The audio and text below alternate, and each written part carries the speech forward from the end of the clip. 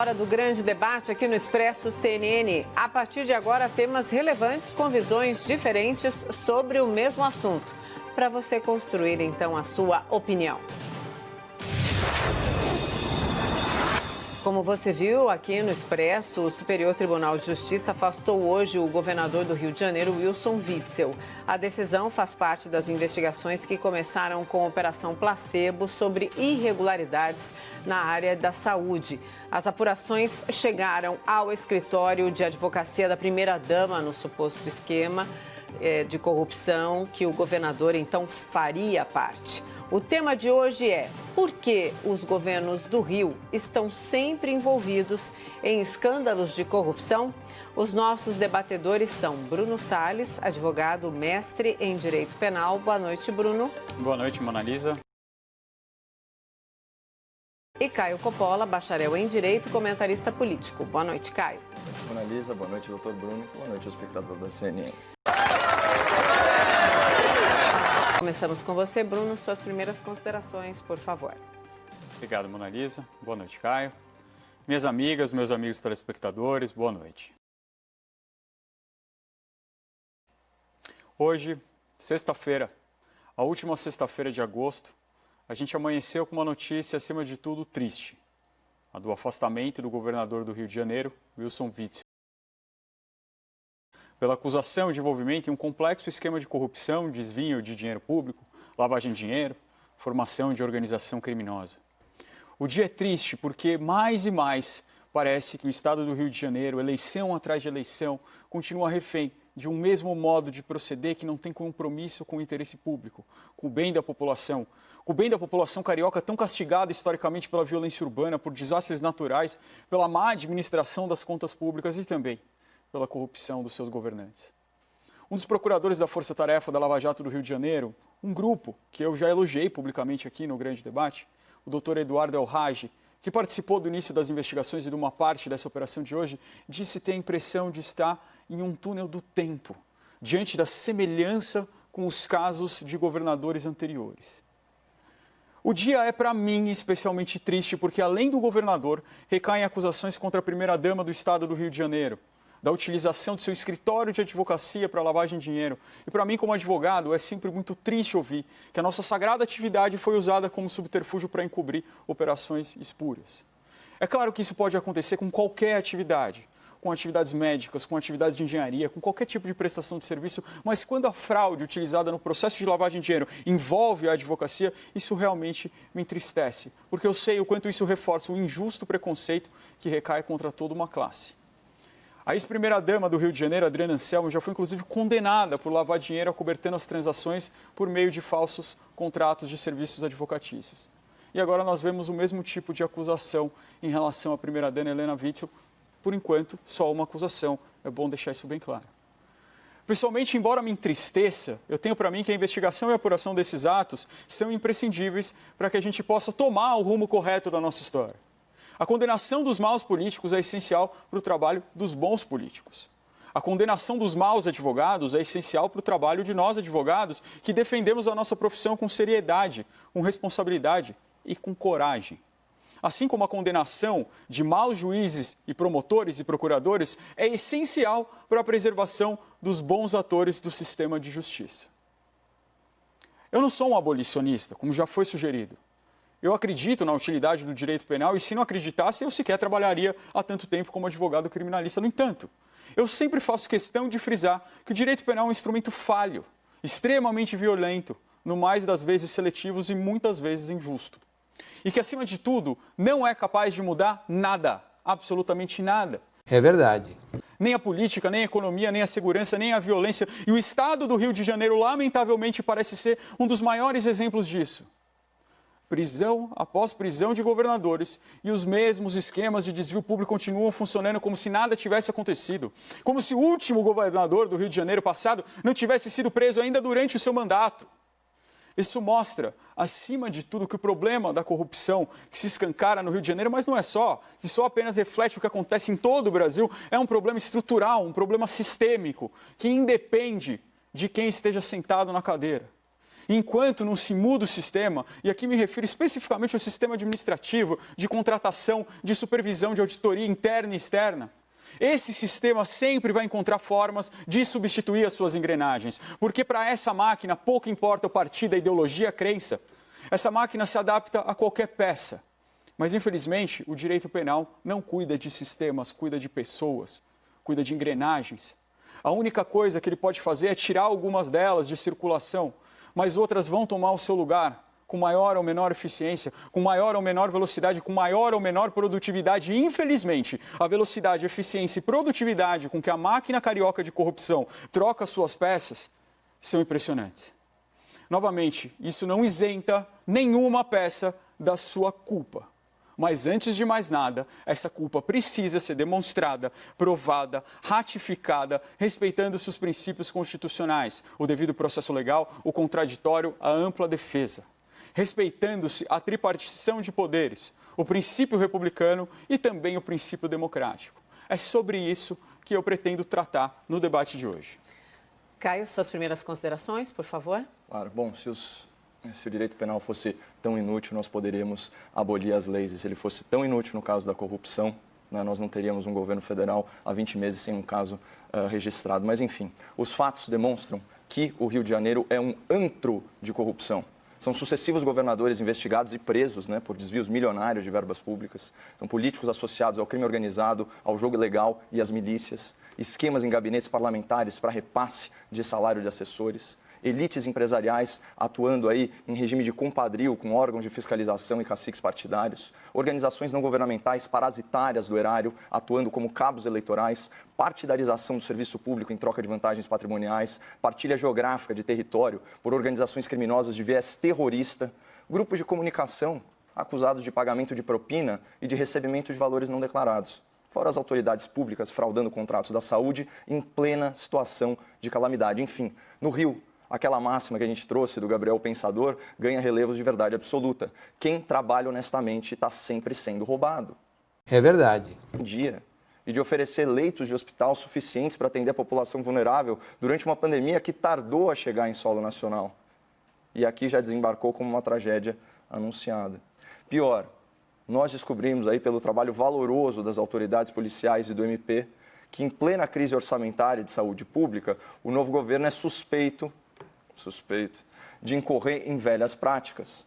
Governo esse capitaneado por um egresso da magistratura federal, um antigo juiz que gozava da credibilidade trazida pela reputação do seu antigo cargo. Mas, ao que tudo indica, né, provou ser mais do mesmo, inclusive no quesito de ambição política e de delírios de grandeza. O Oswaldo Cruz, né, consagrado sanitarista, quando venceu a febre amarela no Rio, né, com seu exército de agentes apelidados aí de mata-mosquito, se esqueceu de erradicar a mosca azul, que certamente picou o governador afastado, mais de uma vez.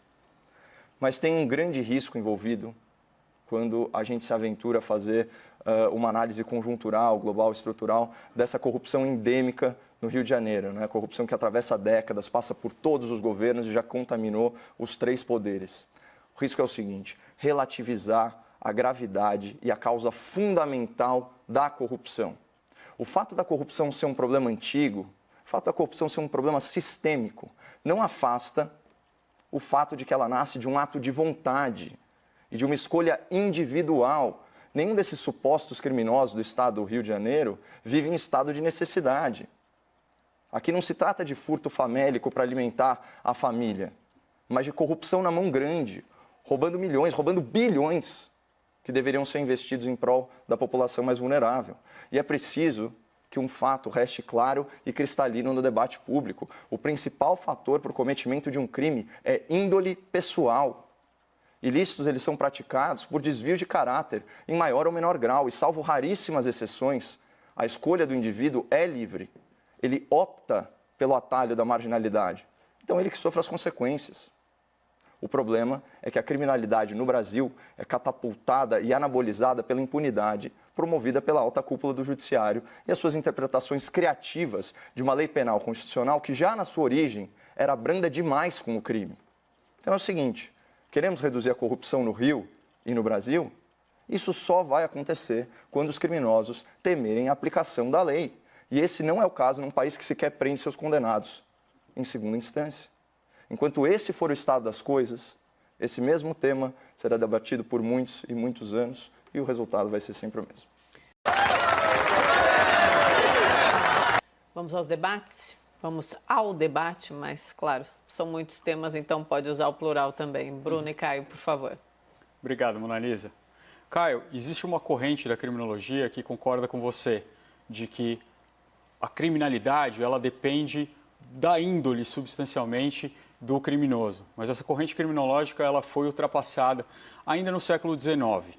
Desde então, todos os pesquisadores que se colocam sobre o tema veem que são multifatoriais e que índole pode ser sim um dos fatores, mas certamente não é dos mais determinantes. Inclusive, nos novos estudos sobre neurociência, mostram que até o conceito de livre-arbítrio está aí muito em jogo nesse novo estudo criminológico. E quando a gente está falando de criminalidade, a gente está falando de uma miríade enorme de comportamentos, né? Que vão desde um furto famélico, como você colocou, até grandes esquemas de corrupção. E eu acredito que sim, no esquema de corrupção há sim uma determinação. Inclusive, o crime de corrupção é um crime doloso, é um crime que exige a comprovação da intenção e da vontade da pessoa.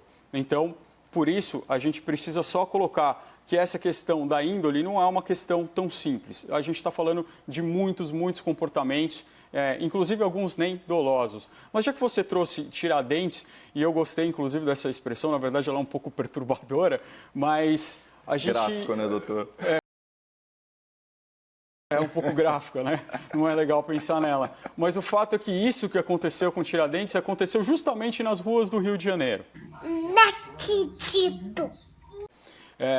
Eu me espantei quando soube disso também. Como a gente fala da Inconfidência Mineira, a gente sempre pensa em Tiradentes sendo executado lá, mas ele, na verdade, é trazido ao Rio de Janeiro e o suplício dele, o martírio dele, acontece no Rio de Janeiro. E lembrar de Tiradentes é muito importante para a gente lembrar de casos de erro judiciário, de casos de pessoas que foram condenadas com o apoio da opinião pública inteira e que a história mostrou que estavam erradas. É por isso que, historicamente, se une em um núcleo princípios fundamentais do processo penal que não podem ser ultrapassados. E eu vou trazer algum desses princípios na fala, já vi que acabou aqui.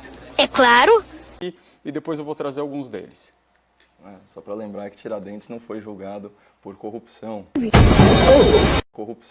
Né? Na verdade, ele foi julgado por desafiar a autoridade estatal, inclusive contra a alta tributação, que à época remontava só 20%. Né? Hoje, seria terrorismo. Exatamente, mais de um terço do PIB. Mas, enfim, eu acho a comparação absolutamente descabida no tempo, no espaço, na proporção das coisas, até porque o nosso sistema judiciário já evoluiu muito e certamente a ampla defesa, né, não é o maior dos nossos problemas judiciais, a falta da ampla defesa ou do contraditório. Pelo contrário, né, nós temos um país que, pelo menos no caso dos ricos e poderosos, e é disso que a gente está falando quando a gente trata de grandes corruptos, né, eles estão com esses direitos muito bem guardados. Falar que a índole pessoal não é o principal fator no cometimento do crime, ou seja, o livre-arbítrio, é literalmente dizer que os corruptos são levados a praticar corrupção. Isso é inadmissível, porque aí você relativiza, né, todo o processo, inclusive você coloca em xeque a punição do Estado. Então, isso daí não faz o menor sentido. Se as pessoas forem levadas a cometer crime, até crimes dolosos, né, que exigem a intenção do cometimento do ato, como é o caso do crime de corrupção, é óbvio que isso parte de um ato de vontade. Falar que um corrupto é levado a roubar, alguém o ameaçou, ele foi premido aí por circunstâncias ocultas, forças ocultas, claro que não. Isso não faz o menor sentido, especialmente se nós considerarmos que a esmagadora maioria da população, inclusive eu, você, espectador da CNN... É verdade. Quer dizer, às vezes não. Nós não cometemos esses crimes. Então, essa população criminosa, né, é uma minoria. Então, como é que você explica? Todos somos submetidos aí a circunstâncias análogas. Você pega uma comunidade carente, aquele mito, né, de que pobreza é necessariamente um gatilho para a criminalidade. Ora, a maioria das pessoas nas comunidades não se dedica a nenhuma atividade marginal. né? Então, esse argumento ele não se sustenta na lógica e ele é uma ideia perigosa, no sentido de que, então, vamos abolir todo o sistema penal. Você fala que não é abolicionista, mas fala que a índole não está relacionada ao crime como um dos principais fatores. Eu acho que isso não tem cabimento e está em desacordo com a realidade. Não, tudo bem, é sua opinião. Eu só queria dizer também que, mais uma vez, quando a gente coloca uma imagem de Tiradentes e usar ele para resgatar uma ideia de erro judiciário e de princípios fundamentais, não quer dizer de forma alguma que eu estou comparando Tiradentes a Wilson Witzel. Eu jamais faria essa comparação, fique absolutamente tranquilo, Caio. E mais uma vez, eu disse no começo, eu até ressalto o que eu disse no começo, que eu não sou abolicionista, que eu vejo utilidade no direito penal. A questão é que o direito penal, ele não pode ser a panaceia. Sei. Não dá para a gente achar que com operações policiais a gente vai resolver o problema da corrupção no Brasil. Não dá para a gente achar que a gente prendendo todos os governadores do Rio, a gente vai conseguir curar o problema da corrupção. Veja, Caio, nesse caso, nós temos os 5 últimos governadores do Rio de Janeiro ou presos, ou condenados, ou envolvidos em problemas de corrupção. O atual agora sendo acusado. O vice dele sofreu a busca e apreensão. Na escala, né, na hierarquia, quem assumiria seria o presidente da Alerj, que também sofreu uma medida cautelar hoje. E agora a gente chega no presidente do Tribunal de Justiça, que eu espero que não tenha nada contra ele. Mas o fato é que o nosso sistema de justiça evoluiu em relação à época de Tiradentes. Evoluiu, mas nem tanto. Olha como nesse caso a gente tem algo que me deixa bastante perturbado, Caio. Por mais que sejam graves as acusações contra o governador do Rio de Janeiro, e aqui eu lembro uma grande frase do ministro Marco Aurélio: quanto mais grave a acusação, mais criteriosos nós temos que ser na análise. O governador do Rio de Janeiro foi hoje afastado por uma decisão monocrática, sem ser ouvido, sem que se tomasse o seu depoimento, sem que se falasse com ele: olha, o que você diz dessas acusações? Com base, em grande parte, em uma delação premiada de um ex-secretário que estava realmente muito envolvido em esquemas de corrupção e que teve que fazer uma delação premiada. Que o Ministério Público aceitou, claro, é o papel dele, mas que é uma prova que tem que ser vista com muita cautela. E é uma decisão monocrática, Caio, que você já trouxe aqui e sabe qual é o problema dessa. E isso é bastante perturbador. E isso mostra que a gente não evoluiu tanto assim, não, desses anos atrás. Não, eu sou um crítico, né, à ingerência de um poder no outro, e também sou um crítico às decisões monocráticas. Nisso a gente vai concordar, mas não é esse o tema do debate. A gente não está discutindo se o afastamento do governador foi justo ou não. Basta ver o letreiro aqui embaixo na tela do espectador. Uau!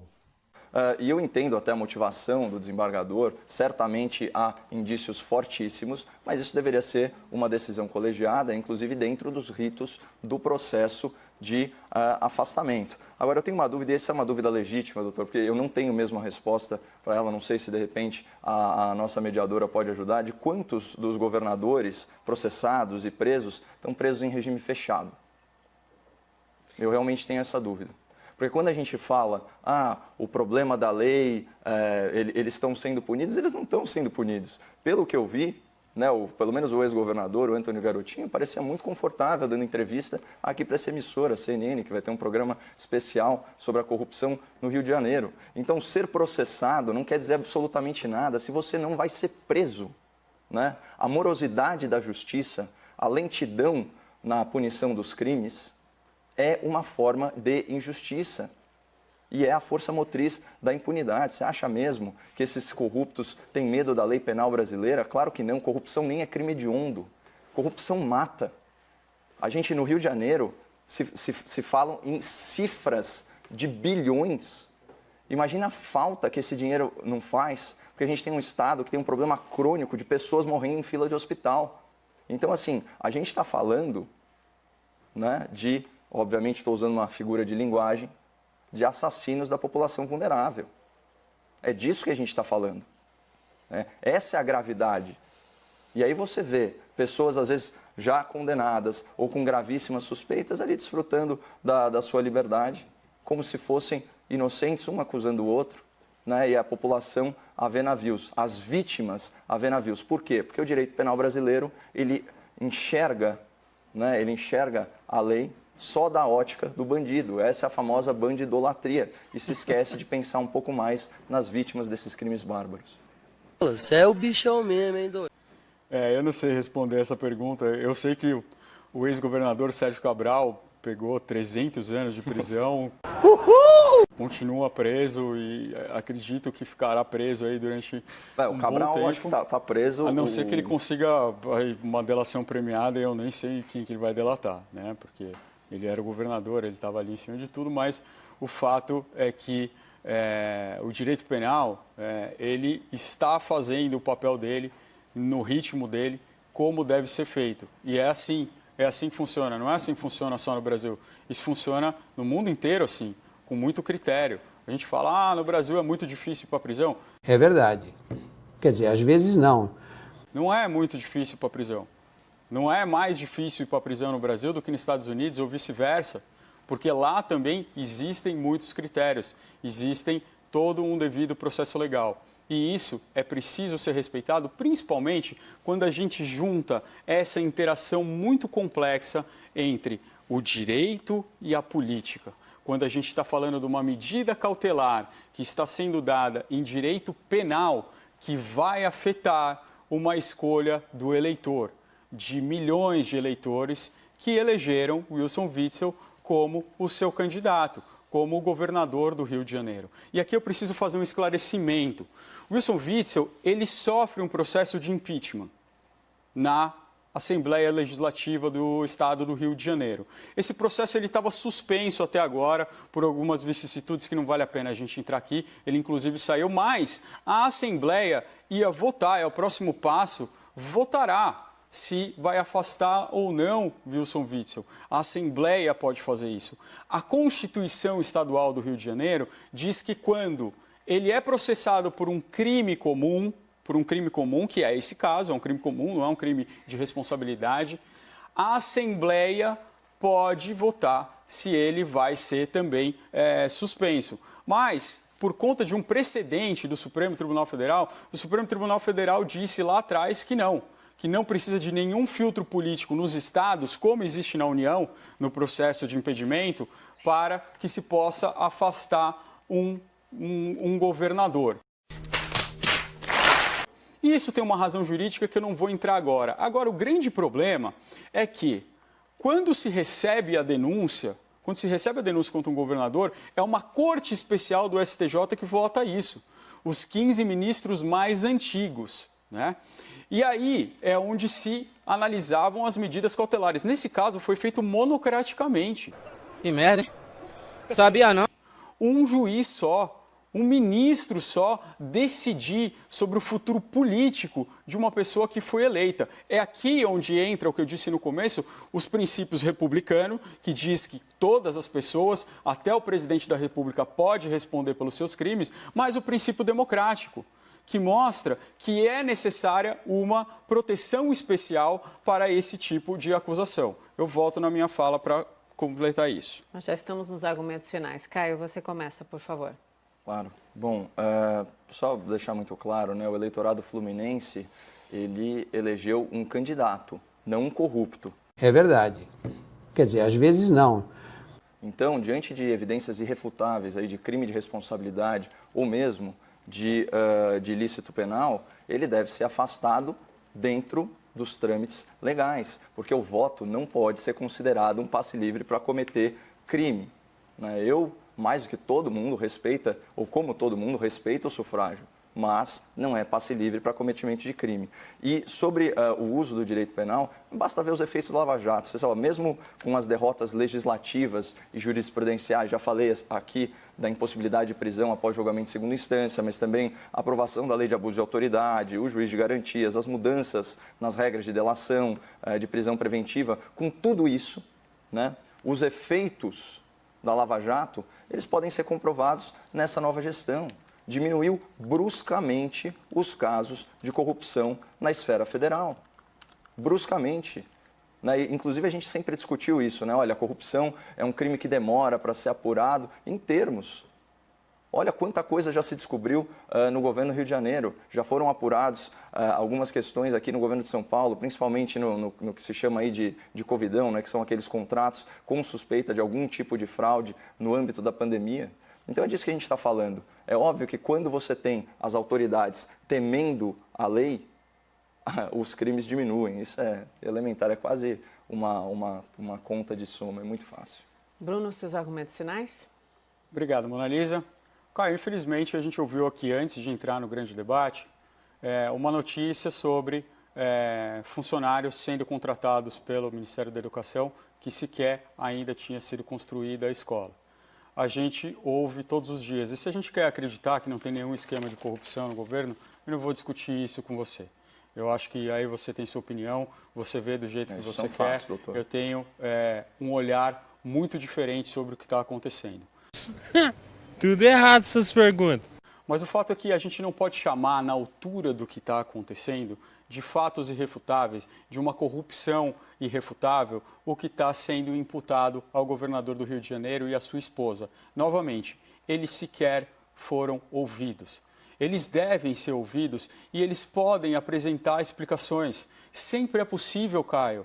Caio, sempre é possível. Eu sei que você está olhando com uma cara meio incrédula, mas eu estou te dizendo, no processo penal, as coisas são reveladas aos poucos. Prova irrefutável é só aquela que é feita sob o crivo do contraditório e da ampla defesa. Então, foi depositado dinheiro na conta da esposa dele? Esses dinheiros são em valores vultosos, são em valores picados, mas pode ter uma explicação. A gente tem que aguardar a explicação disso, Caio. A gente precisa aguardar. Por que foi depositado dinheiro na conta da sua esposa? Ele pode ter uma boa explicação. Ele tem o direito, ele tem o dever de explicar isso para toda a população. Então vamos esperar. Vamos esperar para saber por que tem dinheiro na conta da esposa dele. Isso não é uma prova irrefutável.